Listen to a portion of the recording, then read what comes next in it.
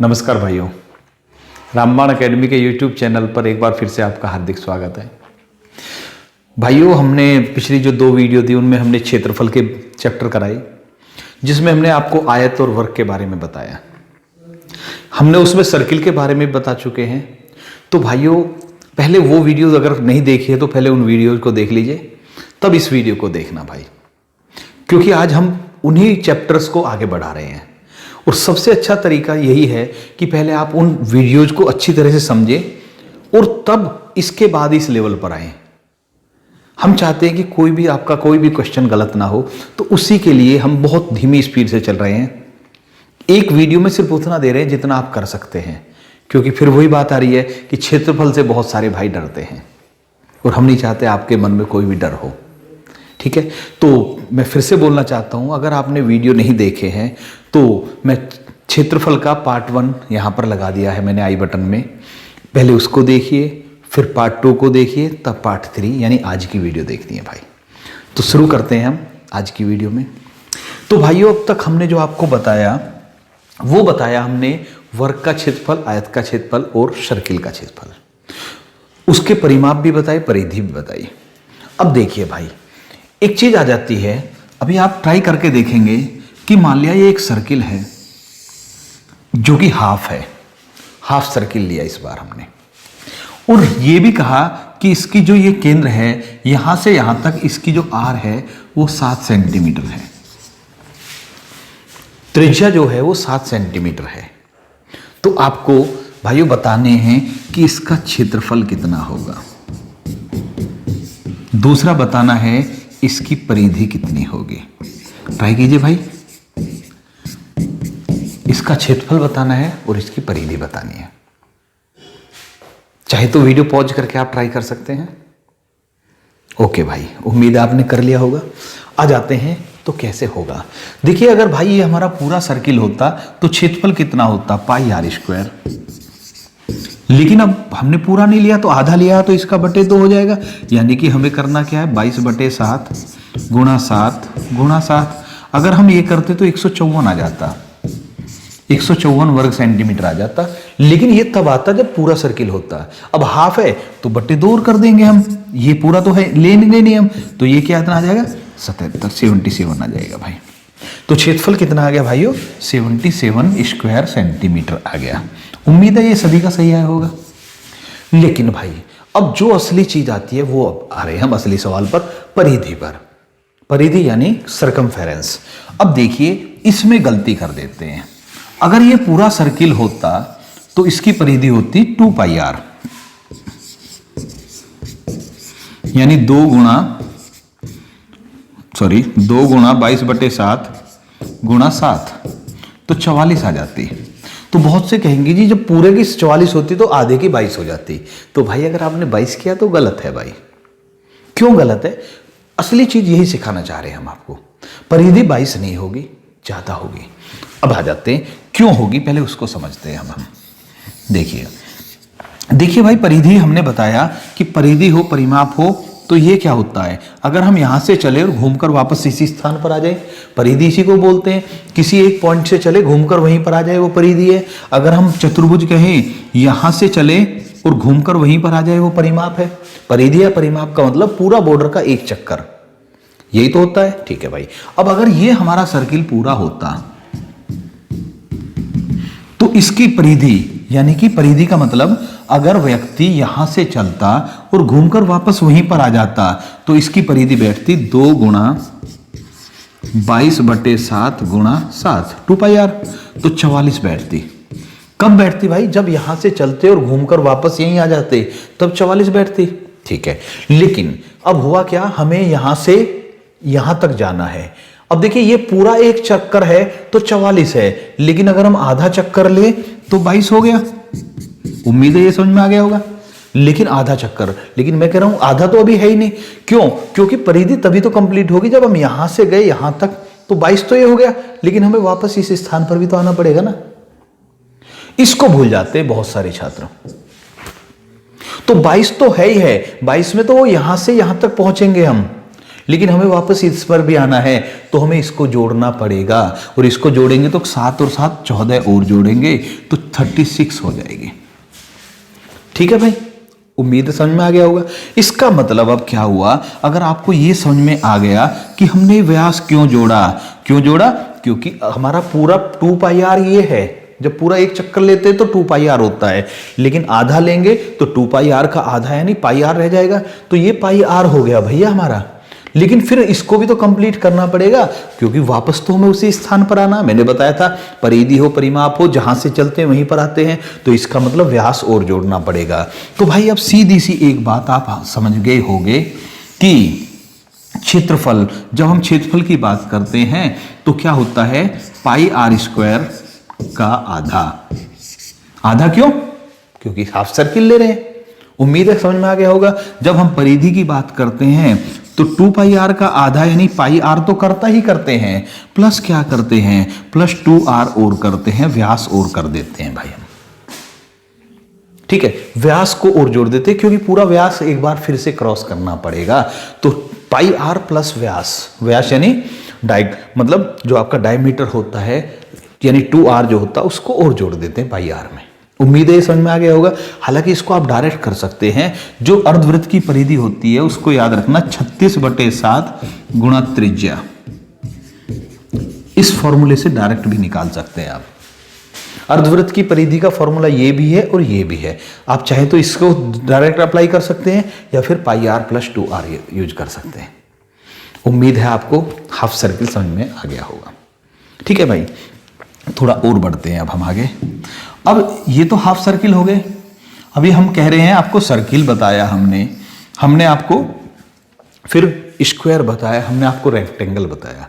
अभी हम इन 3 चीजों को बता चुके हैं, आज हाफ सर्किल भी बताया है, लेकिन अभी कुछ सवाल अच्छे लेवल के देखते हैं।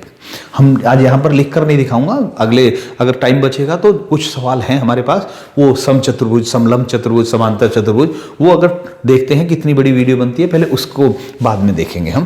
पहले अभी हम जो पढ़ चुके हैं उसी का लेवल बढ़ाकर देख रहे हैं भाई। ठीक है, आप सभी से चाहेंगे कि आप सभी इस क्वेश्चन को करें।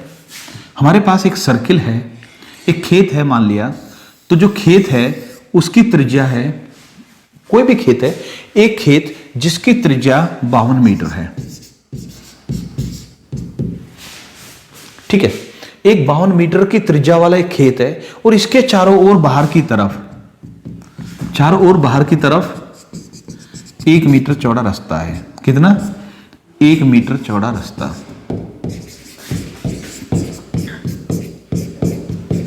तो इस रास्ते का क्षेत्रफल बताना आपको। फिर से देखिए, एक खेत, मैं लिख देता हूं यहां पर, एक खेत है जो कि वृत्ताकार है, उसकी त्रिज्या कितनी है? 52 मीटर में है। ठीक, 52 मीटर त्रिज्या है, और ये जो 52 मीटर की त्रिज्या है, इसके चारों ओर 1 मीटर चौड़ा रास्ता है। आपको उस रास्ते का क्षेत्रफल बताना है। वीडियो पॉज कीजिए, मैंने हल्का सा चित्र भी बना दिया, साफ नहीं बना, कोई बात नहीं, आप वीडियो को पॉज करके कीजिए। ओके भाई, उम्मीद है आपने कर लिया होगा। अभी देखिए भाई, बहुत सारे भाई इसको जब सवाल करेंगे तो वो तो आप समझ चुके हैं कि आपको बताना क्या है, ये रास्ते का क्षेत्रफल। तो यहां पर 2 सर्किल बनेंगे, एक बड़ा सर्किल, एक छोटा सर्किल। तो ये कहा जाएगा कि बड़े सर्किल के क्षेत्रफल में से छोटे सर्किल का क्षेत्रफल घटा दीजिए भाई। सिंपल सी बात है। लेकिन जब हम इसको करने लगते हैं तो हमें पता चलता है बड़े सर्किल की जो त्रिज्या है वो 53 बैठती है, छोटे सर्किल की त्रिज्या 52 बैठती है। तो 53 वाले में से 52 की त्रिज्या घटानी है। पहले 53 त्रिज्या वाले में से 52 त्रिज्या वाले का क्षेत्रफल घटाना है। पहले 53 वाले का क्षेत्रफल निकालिए, फिर 52 का निकालिए, तो फिर ये रास्ते का क्षेत्रफल बच जाएगा। यही तो करना हमें। देखने में सोचने में बहुत आसान है, लेकिन जब हम करने बैठते हैं तो क्या होता है उसको देखते हैं भाई। इसको हटा देता हूं मैं यहां से, जिससे कि हमें लिखने के लिए थोड़ी जगह अच्छी मिल जाए। आ जाते हैं भाई, देखिए क्या होता है जब हम करते हैं बड़े वृत्त का क्षेत्रफल यानी पाई आर स्क्वायर, यानी कि 22/7 गुणा 53 फिर दूसरे का करते हैं 22/7 गुणा 52 तो बोलने के लिए ये लगता है कि इसको कैलकुलेट कीजिए, इसको कैलकुलेट कीजिए, घटा दीजिए। लेकिन जब हम इसको करने बैठते हैं तो भाई ये भी पॉइंट में आता है, ये भी पॉइंट में आता है, और पॉइंट में हम फंस जाते हैं। तो ऐसे में मैंने सवाल क्यों बोला ऐसा, उसका कारण मैं आपको कुछ इस फॉर्मूले से अलग सिखाना चाह रहा हूं। देखिए क्या जरूरी है, हमसे यही तो कहा गया कि बड़े सर्किल के क्षेत्रफल में से छोटे सर्किल का क्षेत्रफल घटाइए, यानी पाई गुणा 53 का वर्ग और पाई गुणा 52 का वर्ग। हमसे यह कहा गया है कि इन दोनों को घटाना है। ये थोड़ी कहा गया कि पहले इसको कैलकुलेट करें, इसको कैलकुलेट करें तब घटाएं। पहले इनको घटा लीजिए, बाद में कैलकुलेशन हो जाएगी। यही तो करना है, बड़े का क्षेत्रफल माइनस छोटे का क्षेत्रफल। अब देखिए दोनों तरफ पाई कॉमन है, पाई कॉमन ले लिया, बचा क्या 53 का वर्ग माइनस 52 का वर्ग। अब इसको करें तो 22/7 गुणा ए स्क्वायर माइनस बी स्क्वायर क्या होता है, ए प्लस बी ए माइनस बी। ये बन गया ए स्क्वायर माइनस बी स्क्वायर। एक बार जोड़ेंगे, जब जोड़ेंगे दोनों को तो 105। एक बार घटाएंगे, जब घटाएंगे तो 1। ठीक है, 7 से कितनी बार कटा, 15 बार। 15 गुणा 7 105 होता है। 15 गुणा 22 करें तो 330। क्षेत्रफल आ गया 330 वर्ग मीटर। उम्मीद है तरीका समझ में भी आया होगा, पसंद भी आया होगा। चेक कर सकते हैं भाई करना क्या है। पूरी कैलकुलेशन पहले मत कीजिए, पॉइंट में फंस जाएंगे। ठीक है, पहले इसको इस तरह से लिखिए, पाई कॉमन लिया और कर दीजिए। ठीक है, याद रखना क्षेत्रफल और आयतन में ये बहुत जरूरी होता है। आपको जो काम करना कैलकुलेशन बाद में करने की कोशिश करना, पहले उसको जो चीज पूछा गया उसको सेट कर लीजिए, जमा लीजिए। कई बार ऐसा होता है कि वो उसका पूछता है कि भैया एक गोला दे दिया, स्फीयर दे दिया, और एक बेलन यानी सिलेंडर दे दिया, दोनों के जो आयतन है उसका अनुपात, तो पहले गोले का आयतन बटे किसका, सिलेंडर का आयतन कर लीजिए। सारा कुछ कट जाता, थोड़ा बहुत ही बचता है। तो इसलिए, लेकिन गलती क्या करते हैं, गलती करते पहले कैलकुलेशन करते हैं। पहले गोले की कैलकुलेशन करेंगे, फिर सिलेंडर की कैलकुलेशन करेंगे, फिर दोनों का रिलेशन निकालेंगे, रेशियो निकालेंगे। कुछ भी निकालना है बाद में निकालते, बाद में नहीं निकालना, पहले वो चीज करिए, पहले सेट करिए, बाद में कैलकुलेशन कीजिए। ये विशेष तौर पर ध्यान रखना आपको क्षेत्रफल और आयतन पर। उम्मीद है ये समझ में आ गया होगा। आगे बढ़ते हैं भाई। ठीक, अभी देखिए हमने एक चीज और देखते हैं। अभी सपोज कीजिए हमसे कहा जाए कि भाई एक सर्किल है जिसकी आर जो है वो है मान लिया 12 सेंटीमीटर। ठीक है, एक सर्किल है जिसकी आर है 12 सेंटीमीटर। अब इसमें बड़े से बड़ा एक वर्ग काटा गया, जितना सबसे बड़ा संभव हो सकता है उस वर्ग को काटा गया है, आयत नहीं वर्ग। ठीक है, तो अब पूछ रहा है इस वर्ग का क्षेत्रफल कितना होगा। इसके अंदर एक वर्ग बनाया गया है, उस वर्ग का क्षेत्रफल कितना होगा। या ये कहे कि ये गत्ता है, इसमें से वर्ग काट दिया तो बचे हुए का क्षेत्रफल कितना होगा। तो कुछ भी पूछा जा सकता है, शेष का पूछ सकता है, इस सर्किल का मतलब सर्किल के जो शेष बचेगा इसका भी पूछ सकता है, या इस बीच वाले का भी पूछ सकता है। अब दोनों को कीजिए, आपके सामने क्वेश्चन है, इस सर्किल की रेडियस जो है 12 है, आपको इसका क्षेत्रफल बताना है स्क्वायर का, बाकी तो बचा हुआ ही जाएगा। पॉज कीजिए भाई, कीजिए। ठीक है भाई, आ जाइए। अभी देखिए हमारे पास पहला अगर पूछता है कि भाई इस पूरे वर्ग का क्षेत्रफल, तो वर्ग का क्षेत्रफल कैसे निकालेंगे हम। वर्ग का क्षेत्रफल निकालने के लिए हमें वर्ग की भुजा चाहिए, लेकिन भुजा तो मिल नहीं रही। क्यों? क्योंकि अगर हम इसको ऐसे मिलाते हैं इसके व्यास को, तो ये भुजा से बड़ा है, तो व्यास तो भुजा के बराबर नहीं है, तो कहीं ना कहीं तो कुछ ना कुछ तो बराबर होगा। तो हम इन दोनों पॉइंट को मिलाते हैं, तो ये वाला जो पोर्शन है ये भी तो केंद्र से होकर जा रहा है, यानी ये भी तो व्यास है। तो व्यास क्या हो गया, व्यास उसके विकर्ण के बराबर हो गया। इसका व्यास जो विकर्ण के बराबर हो गया, और व्यास कितना बैठेगा 24 सेंटीमीटर, तो इसका विकर्ण हो गया 24। और वर्ग का क्षेत्रफल कितना, विकर्ण का वर्ग बटे 2। 12 और 24 की गुणा कर दीजिए, आंसर आ गया। ठीक है, विकर्ण का वर्ग बटे 2, 288 आ गया। उम्मीद है क्लियर हो गया होगा। ठीक है भाई, हमें करना क्या है, फिर से देखिए कि अगर हमें सर्किल दे रखा है और उसके अंदर एक स्क्वायर बना रखा है, तो उसका क्षेत्रफल कितना हुआ, इसका विकर्ण बैठ जाएगा इसके व्यास के बराबर, तो विकर्ण का वर्ग बटे 2 होता है, आंसर आ गया। ठीक है, अभी और भी चीज बताएंगे, लेकिन अगर पूछता इस वाले का क्षेत्रफल, तो फिर हमें पूरे सर्किल का क्षेत्रफल निकालना पड़ेगा, फिर उसमें से वर्ग के क्षेत्रफल को घटाना पड़ेगा, वो भी तरीका है। एक और तरीका है, सवाल उल्टा पूछ सकते हैं। उल्टा कैसे पूछेंगे वो देखिए।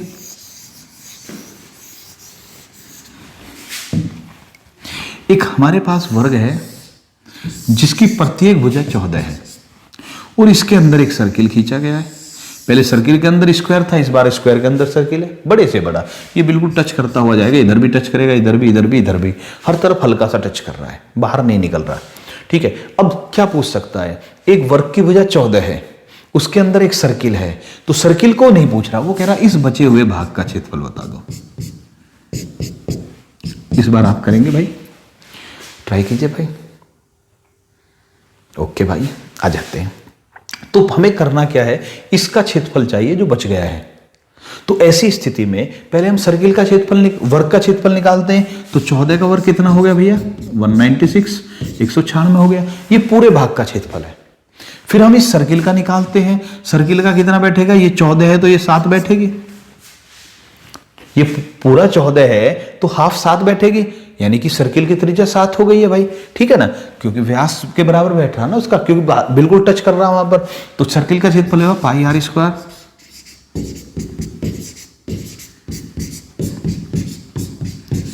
कितना आ गया भैया, 154। ये पूरे वर्ग का क्षेत्रफल है, ये सर्किल का क्षेत्रफल है। इस पूरे वर्ग में से सर्किल घटा दें तो 196 में से 154 गया तो कितना आ गया, 196 माइनस 154 बराबर 42। 42 किसका आ गया, इन चारों भागों का क्षेत्रफल जो बच गया। उम्मीद है ये भी समझ में आ गया होगा।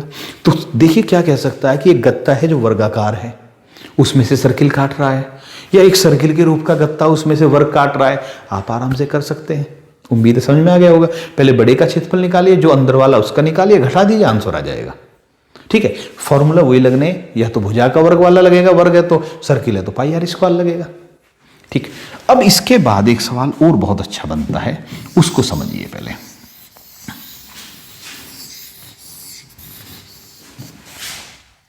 हाँ जी, सवाल क्या होता है, ये नियम ही है, हल्का सा याद रखना कि अगर भाई कोई सर्किल है, इसके बाहर हमने एक वर्ग बनाया और इसके अंदर भी एक वर्ग बनाया, ऐसा जो टच कर रहा है, बाहर से भी टच कर रहा है और अंदर से भी, दिख नहीं रहा, थोड़ा सा क्लियर मान लेना उसको। एक सर्किल है, उसको एक वर्ग ऐसा बनाते हैं जो बाहर से टच कर रहा है, एक वर्ग ऐसे बनाते हैं जो उसको अंदर से टच कर रहा है। वर्ग होना चाहिए, आयत नहीं होना चाहिए। इससे बड़ा नहीं बनाना है, ऐसे कितना भी बड़ा बना सकते हैं, छोटा नहीं बनाना है, बस अंदर भी टच होना चाहिए, बाहर वाला भी टच होना चाहिए।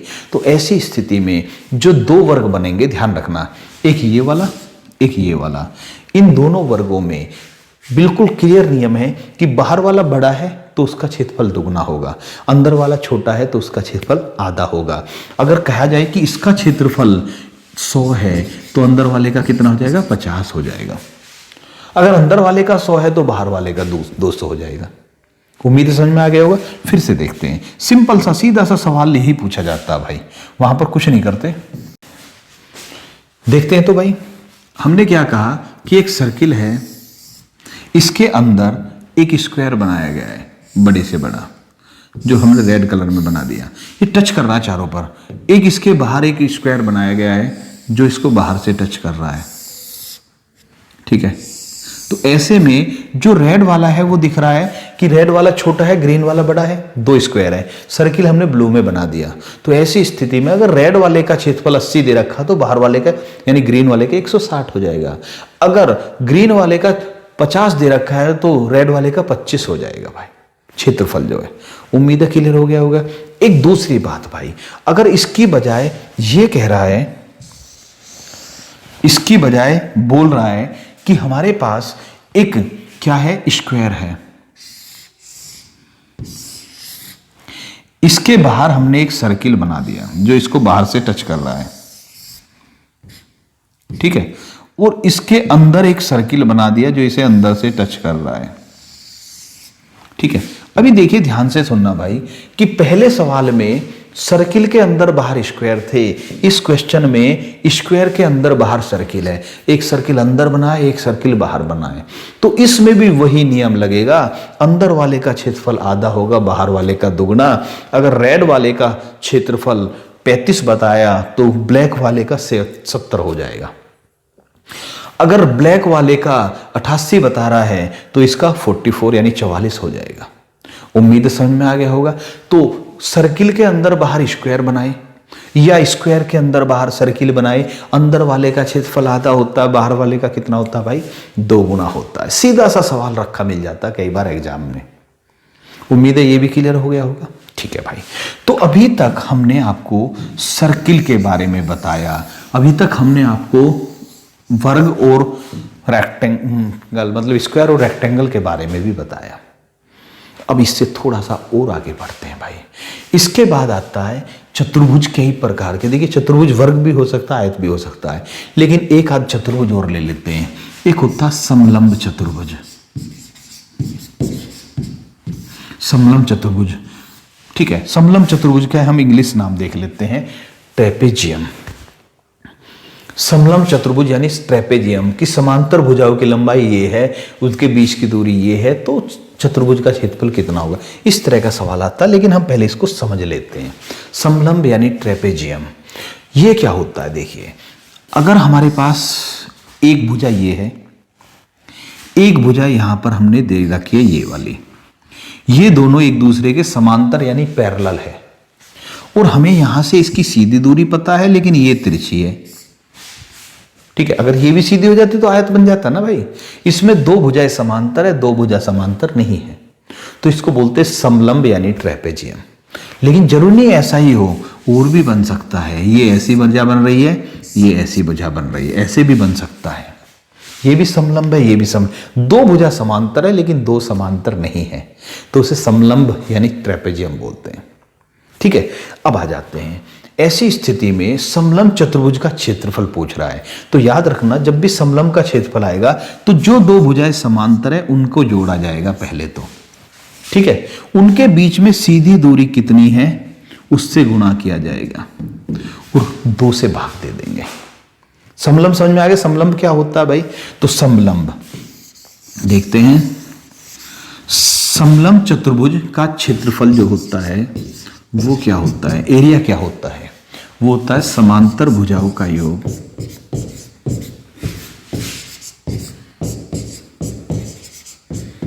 समांतर भुजाओं का योग गुणा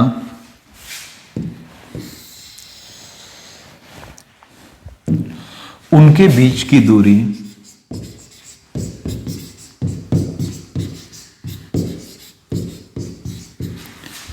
बटे 2, ठीक है। समलंब का क्षेत्रफल क्या होता है, समांतर भुजाओं का योग गुणा उनके बीच की दूरी बटे 2। आप इसका स्क्रीनशॉट ले सकते हैं या लिख सकते हैं भाइयों, जैसा आपको उचित लगे, ठीक है। उम्मीद है आपने ये क्लियर कर लिया होगा।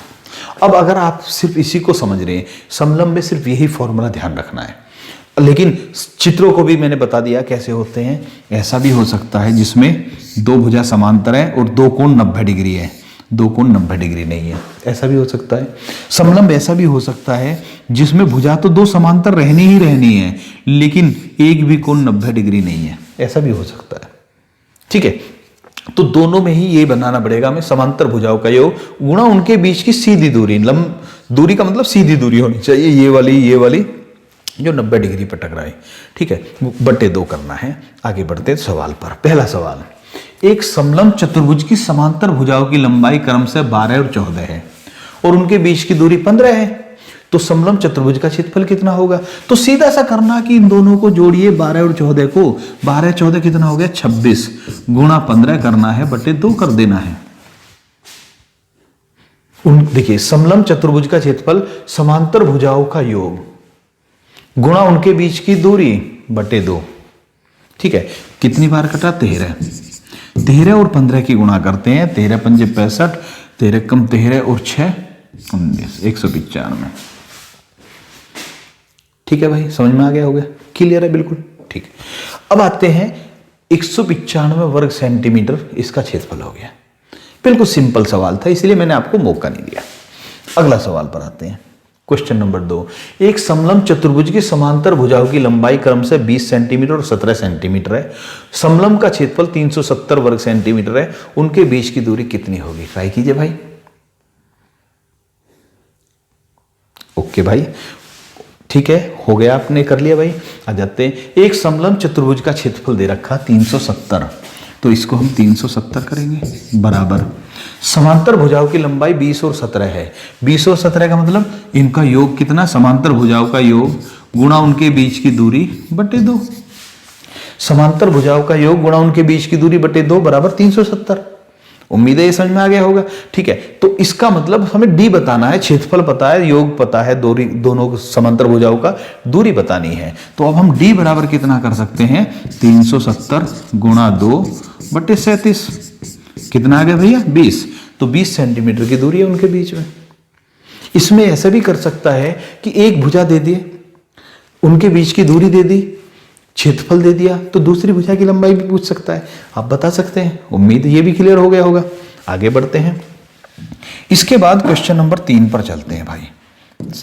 ये भी समलंब का ही है। एक समलंब चतुर्भुज की समांतर भुजाओं की लंबाई क्रमशः 26 सेंटीमीटर और 18 सेंटीमीटर है। शेष दो भुजाओं में से प्रत्येक की लंबाई 5 सेंटीमीटर है। उस समलंब चतुर्भुज का क्षेत्रफल कितना होगा। भाई वीडियो पॉज कीजिए, बहुत अच्छा सवाल है, ट्राई कीजिए। ओके भाई, उम्मीद है आपने ये बिल्कुल ठीक किया होगा। देखते हैं। देखिए, एक समलंब चतुर्भुज की समांतर भुजाओं की लंबाई, ठीक, अगर भाई आपने 44 गुणा 5 बटे 2 किया है, 110 किया है, 44 गुणा 5 बटे 2 किया है, तो भाई गलत है। क्यों गलत है, आ जाते हैं। देखिए देखिए क्या कह रहा है, एक समलंब चतुर्भुज की समांतर भुजाएं की लंबाई 26 सेंटीमीटर और 18 सेंटीमीटर है। ये 18 सेंटीमीटर है और शेष दो भुजाओं में से प्रत्येक की लंबाई 5 सेंटीमीटर है। यानी कि जो दो भुजा बच रही हैं उनकी लंबाई 5 करनी पड़ेगी। अगर हम ऐसे बनाए इसको, ये 18, ये 26, ये अगर 5 माने तो ये तो 5 से ज्यादा हो जाएगी ना। सीधी 5 है तो तिरछी तो ज्यादा हो जाएगी। तो हमें दोनों को बराबर करना है, तो निश्चित रूप से दोनों भुजा तिरछी चल रही हैं। ये भी 5 चल रही है, ये भी 5 चल रही है। उम्मीद है ऐसा तो बनेगा नहीं, ऐसा बनेगा। पक्का समझ में आ गया होगा आपको। क्योंकि अगर हम ऐसे लेंगे, एक को सीधा लेंगे 5, तो दूसरी भी सीधी ही 5 बन पाएगी भाई। तो 5 उनके बीच की दूरी नहीं है। यहां तक ठीक है। अब देखिए क्योंकि ये 5 लिया हमने, ये 5 लिया है, तो इसका मतलब ये बिल्कुल बीच में, सेंटर में आ रहा होगा, बिल्कुल बीच में आ रहा होगा। तो अब अगर हम यहां पर एक लाइन खींचे और यहां पर लाइन खींचे, तो ये वाला हिस्सा और ये वाला हिस्सा बराबर होगा। अब ये 18 तो ये 18 हो गया। ठीक है, उम्मीद है 26 की जगह अब हम 18 लिख सकते हैं। यहां तक, सिर्फ यहां तक की बात कर रहे हैं, हमने इस एरिया को छोड़ दिया है। ये 18 हो गया पक्का। ओके, ये 26 था तो 8 बच गया। 8 का मतलब 4 इधर बच गया, 4 इधर बच गया। ये भी क्लियर हो गया होगा। ठीक है, अब देखिए ये 18 है, ये 18, ये 4, ये 4, तभी तो मिलकर 26 हुआ। ठीक है, क्योंकि ये भुजा ये बराबर है, तो ये भी तो बराबर होगी, बैलेंस तभी बनेगा। ठीक है भाई, तो इसका मतलब ये 5 है, ये 4 है और ये 90 डिग्री बन रहा है, तो निश्चित रूप से ये 3 होगा, ये भी 3 होगा। अब दूरी पता चल गई, सीधी दूरी 3 है। तो अब क्षेत्रफल कितना हुआ, समांतर भुजाओं का योग 18 और 26 जोड़े तो कितना हो गया, 44 गुणा उनके बीच की दूरी बटे 2। ये हुआ। आप अगर 5 कर रहे हैं तो गलत कर रहे हैं भाई। ठीक है, समांतर भुजाओं का योग गुणा उनके बीच की दूरी बटे 2। कितना हो गया भैया, 66 वर्ग सेंटीमीटर। वर्ग सेंटीमीटर लिख नहीं रहा हूं मैं, समझ में आ गया होगा आपको। यहां तक क्लियर है। समलंब समझ में आ गया। तो समलंब यानी ट्रेपेजियम का मतलब क्या होता है, जिसमें दो भुजा समांतर होती है, दो भुजा समांतर नहीं होती। हो सकता है एक कोण समकोण हो सकता है एक भी कोण समकोण ना हो। ये ट्रेपेजियम हो चुका है। अब इसके बाद जो चलता है वो चलता है क्वाड्रिलेटरल यानी समचतुर्भुज। समचतुर्भुज या क्वाड्रिलेटरल पर आते हैं भाई। अगला सवाल हमारा समचतुर्भुज या क्वाड्रिलेटरल का है। इससे पहले हम आपको समझा देते हैं क्वाड्रिलेटरल होता क्या है। देखिए, अभी तक हमने आपको वर्ग के बारे में बताया। वर्ग जिसकी हर एक भुजा बराबर है। मान लीजिए ये ए है, ये भी ए है, ये भी ए है, ये भी ए है। अब ये सोचकर देखिए कि हमने वर्ग को थोड़ा सा धक्का दे दिया, ये 90 डिग्री के कोण बिगड़ गए। बिगड़ने पर क्या हुआ कि ये थोड़ा सा इधर को हो गया, ये इधर को हो गया।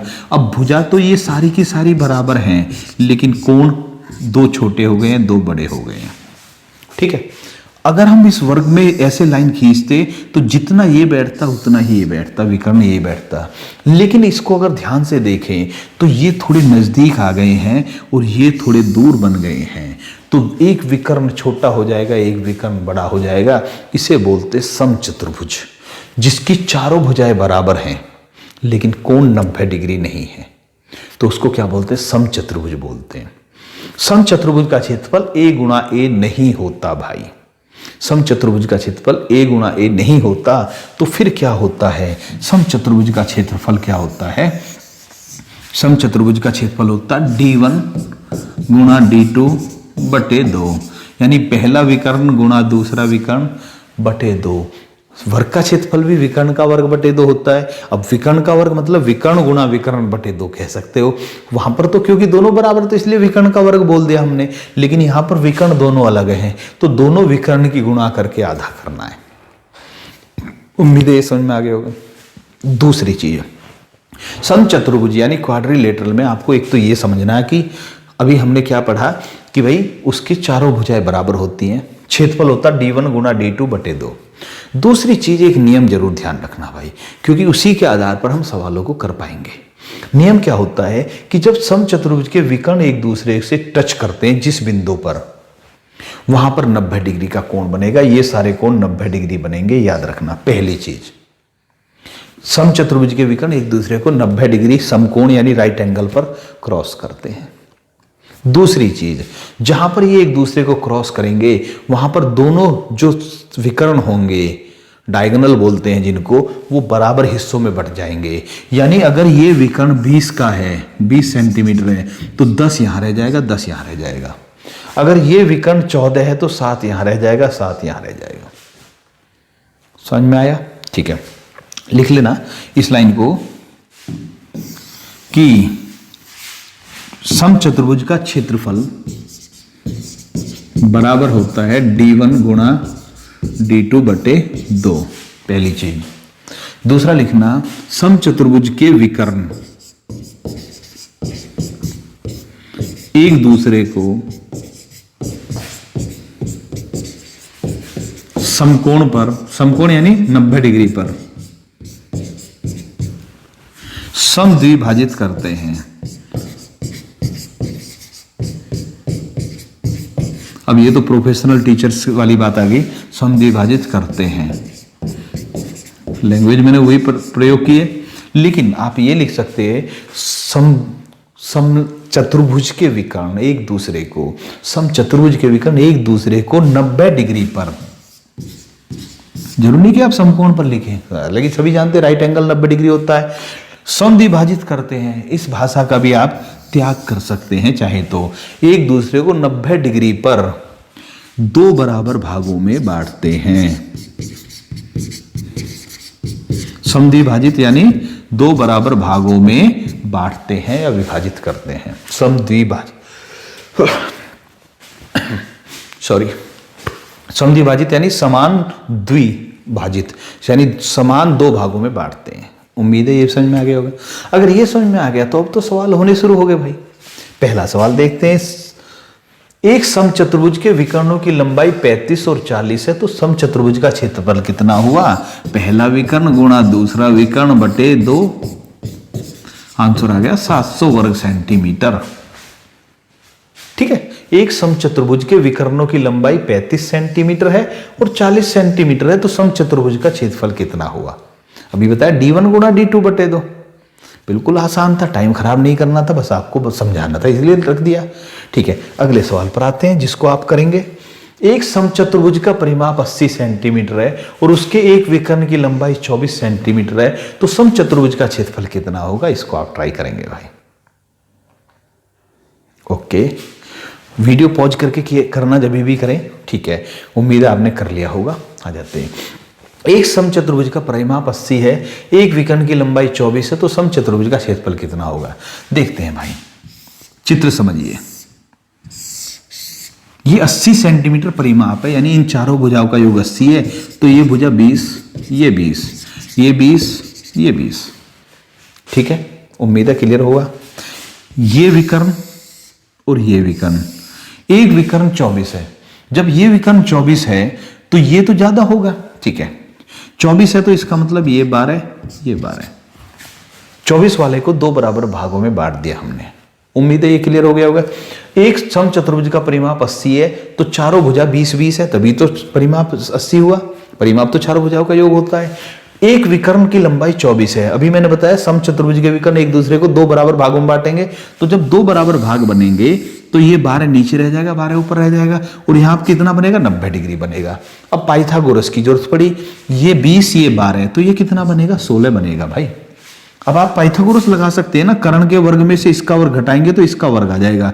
अगर 16 समझ में नहीं आ रहा तो मैं यहां पर x मान लेता हूं, तो 20 का वर्ग माइनस 12 का वर्ग बराबर x का वर्ग, तो 400 माइनस 144 बराबर x का वर्ग। तो 400 में से 144 गया 256 बराबर x का वर्ग, तो x बराबर आ गया 16। ठीक है, यानी ये 16 हो गया भाई। अब तो क्लियर है। और जब ये 16 हुआ तो इधर भी 16 होगा, तो दूसरा विकर्ण टोटल कितना हो गया, 32, पहला विकर्ण 24।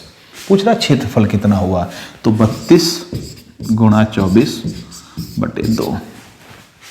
ठीक है, कोई दिक्कत नहीं, बिल्कुल समझ में आ गया होगा। फिर से देखते हैं, चतुर्भुज का परिमाप 80 दे रखा है, तो ये भुजा ये भुजा ये भुजा ये भुजा, चारों भुजा जो कि बराबर है उनको जोड़कर 80 आया। जब चार भुजाओं का योग 80 है तो एक भुजा कितनी होगी, 20 हो गई। ये 20 ये 20 ये 20 ये 20। उम्मीद है क्लियर हुआ होगा। एक विकर्ण की लंबाई 24 है, तो भाई ये 24 हो गया, ये 24 है तो आधा 12 हो गया।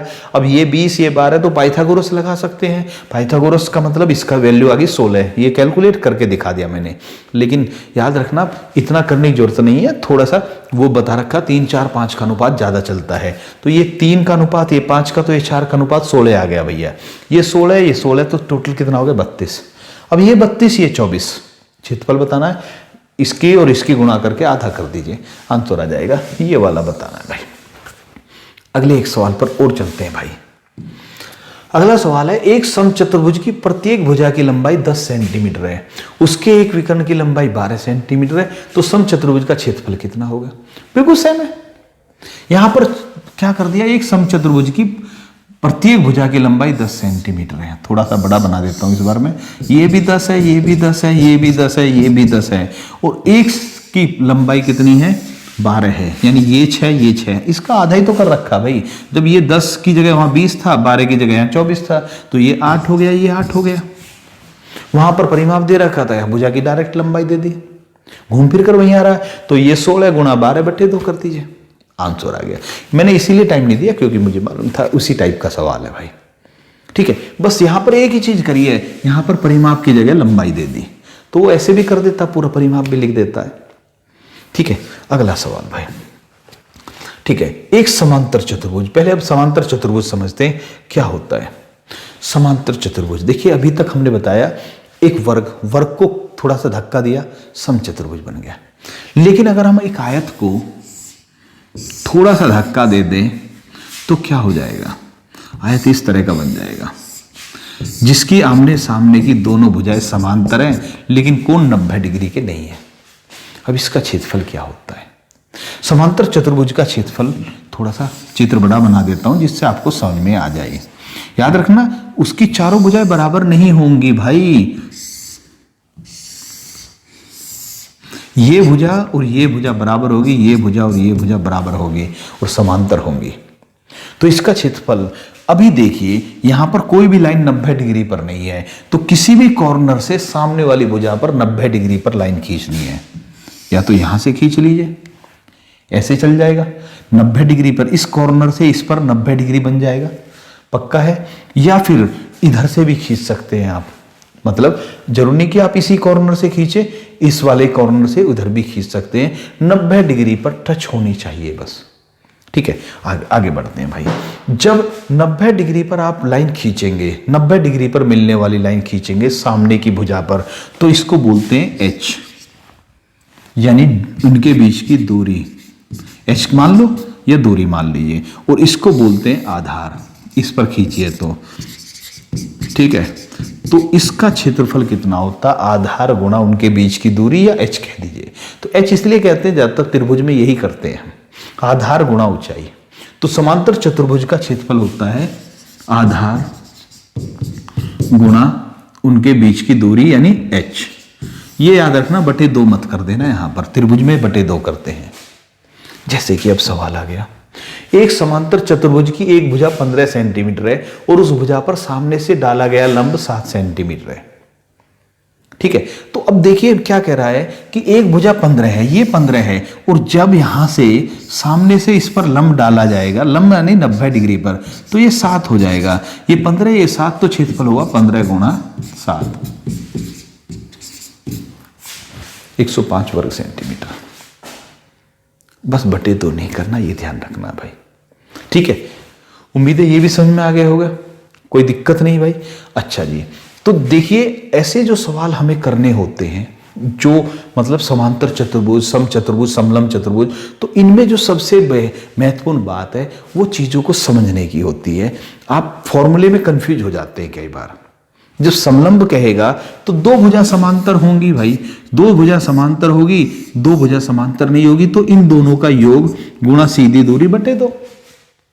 अब ये कहेंगे कि इसमें बटे 2 किया, इसमें क्यों नहीं किया?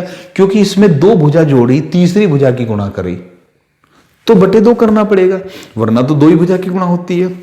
फिर इसमें बटे 2 क्यों किया? क्योंकि इसमें भी हमने क्या लिया है, हमने भुजा नहीं ली, हमने इसलिए विकर्ण लिया है, लेकिन इसमें तो हम सीधी भुजा ले रहे हैं ना, तो इसलिए इसकी गुणा कर रहे हैं, इसलिए बटे 2 नहीं कर रहे। तो एक दूसरे के साथ समझते चले जाइए, सवाल होते चले जाएंगे भाई। तो आज हमने आपको क्या बताया? आज हमने आपको हाफ सर्किल के बारे में बताया, समलंब चतुर्भुज, समांतर चतुर्भुज और समचतुर्भुज के बारे में बताया भाई हमने। इससे अलग कोई भी अगर वैसा आ जाए कि जो इन कोई भी कंडीशन में सेट नहीं बैठ रहा, तो ऐसा भी तो चतुर्भुज हो सकता भाई। जैसे एक यहां पर बना दी लाइन, एक यहां पर तिरछी बना दी लाइन, एक यहां पर बना दी लाइन, एक यहां पर बना दी लाइन। कहने लगा इसका क्षेत्रफल बताओ कितना है। तो देखिए वो एग्जामिनर जो बनाएगा वो इस तरह का क्वेश्चन बताएगा जिसको आप कर पाए। तो अगर ऐसा, जो कि अभी तक हमने जितने भी चतुर्भुज बनाए उनमें से किसी पर भी सेट नहीं है, ना तो समांतर है, ना समलंब है, ना समचतुर्भुज है, ना ही वर्ग है, ना आयत है, तो इसका क्या करेंगे? तो इसके लिए क्या करते हैं कि इसमें से कोई सी भी 2 भुजाओं को, 2 कोनों को मिला देगा वो, या तो इनको मिला लो या इनको मिला लो। मान लिया उसने इन दोनों को मिला दिया। अब 2 कोने मिलाने के बाद इसके जो तीसरा कोना है उससे इस पर लंब डालेगा, इस पर लंब डालेगा। तो अब होना क्या है, देखिए वो इसकी लंबाई दे देगा, इसकी दे देगा, इसकी दे देगा, तो हमारे पास एक त्रिभुज बन जाएगा। आधार गुणा ऊंचाई बटे 2, आधार गुणा ऊंचाई बटे 2। अभी त्रिभुज वाले में समझ में आएगा आपको ये सब। तो ऐसी स्थिति में हम इसका क्षेत्रफल निकाल सकते हैं भाई। 2 त्रिभुजों का क्षेत्रफल करके हम इसको पूरे को कैलकुलेट कर सकते हैं। ठीक है, यानी कि कुछ भी सवाल आएगा तो आप उसको कर पाएंगे। मान लिया उसने खेत के जैसे आकृति बना दी, एक आकृति इस तरह का बना दी,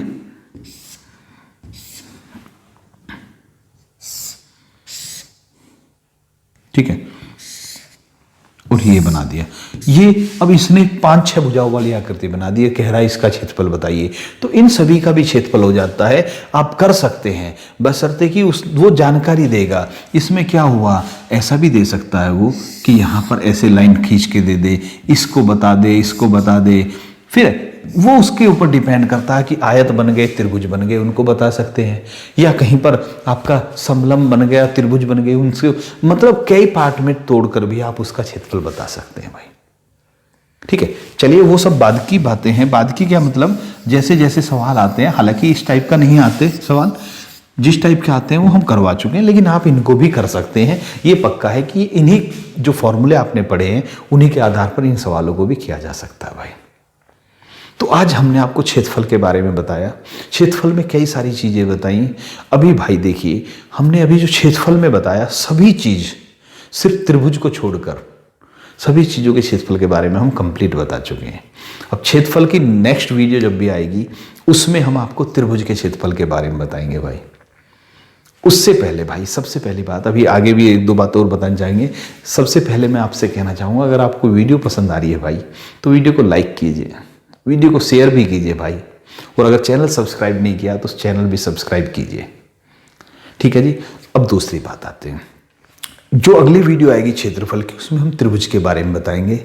लेकिन अभी हमारी साइंस का यानी बायोलॉजी का भी टॉपिक चला हुआ है, तो आज की वीडियो के बाद नेक्स्ट वीडियो जब भी आपको देखने को मिलेगी, उसमें हम साइंस की वीडियो के बारे में आपसे डिस्कस करेंगे भाई। साइंस के बारे में यानी जीके के बारे में हमारी वीडियो होगी। तो आज की वीडियो में भाइयों इतना ही। अगली वीडियो में आपसे फिर मिलते हैं। धन्यवाद भाइयों, जय हिंद।